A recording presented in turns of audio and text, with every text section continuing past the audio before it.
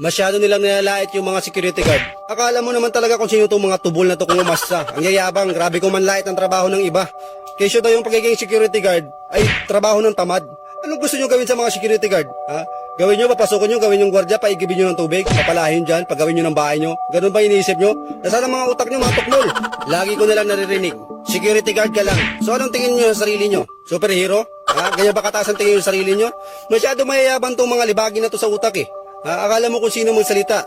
Kesyo daw yung pagiging security guard ay isang mababang uri ng trabaho dahil taga-bukas, taga-sara lang ng pinto pag pumapasok sila, lalo yung mga mata pobre. Hindi nyo kasi na-appreciate yung trabaho ng mga security guard. Ang yayabang kasi ng tingin yung sarili, masyado kayong mataas. Hindi nyo na-appreciate yung mga security guard, napakadelikadong trabaho niyan. Buhay ang kapalit niyan. Buhay ang sinasangla niyan sa trabaho na yan. Hindi yung purkit nakikita yung nakaupo, nakatayo, ganun lang kasimple, hindi ganun yun. Ilang security guard na ba natin yung nabugbog, napahamak dyan? Makainkwentro pa yan ng mga mayayaman, yung mga matapubring mayayaman. Tingnan nyo, ilang security guard na ba yung nabugbog? Yung pinaluhod ng anak ng mga mayayaman. Ano? Dapat magpasalamat kayo dahil mayroong nagbabantay. Magpasalamat kayo kung naliligaw kayo, tanong nyo si Q. Hindi yung porkit, marami na sabi, graduate ka ng criminology, yung tao na yan, pag-graduate yan, security na ng bagsak niyan. Aral ka ng 4 years. Diba? Yung mga chismosa, sabihan ka. Criminology yan, bobo naman yan, pagdating ng panahon yan, bagsak yan, secure lang. Ganun lang kababa ng tingin sa mga sikyo. Ano ba yung mga utak ninyo? Saan yung mga utak ninyo? Porkit kasi may mga sabaw yung mga utak ninyo. Pag may mga masamang loob, may mga magnanakaw, sinong unang pinuprunta? Di ba yung mga security guard? Hindi nyo naisip na napakadelikado ng trabaho nila. Kaya dapat magpasalamat pa nga kayo eh. Kung wala ang mga security guard, tandaan nyo, tuwang-tuwa ang mga magnanakaw. Baka yung mga nanlalait sa mga security guard na to, baka makawatan to. Baka isa kayo sa mga kawatan. Kaya nanlalait yung mga security guard. Yung mga utak nyo kasi mga ganyan. Pinasok ng hamog. Yan kasi nakapala nyo. Kakagalan nyo sa gabi, yan hinabog yung utak nyo, pati mga security guard, dinadamay ninyo.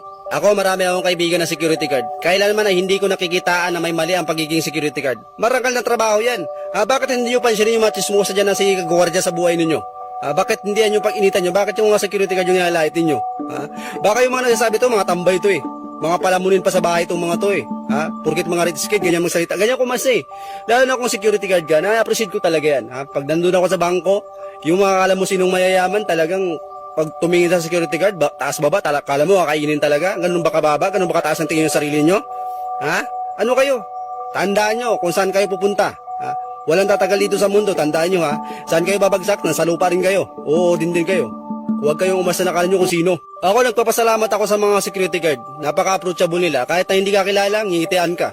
Ikaw, kaya mo bang umiti sa kanila ng maayos? Yung iba nga dyan, matapobre talaga eh. Pag pumasok, yung mga gwardya, susungitan pa. Akala mo naman talaga kung sino. Ayun, hello mga kaibigan, ako nga pala si Mr. Focus nagbabalik para sa inyong mga request. And today, gusto ko lang i-shoutout lahat ng mga security guard natin dyan.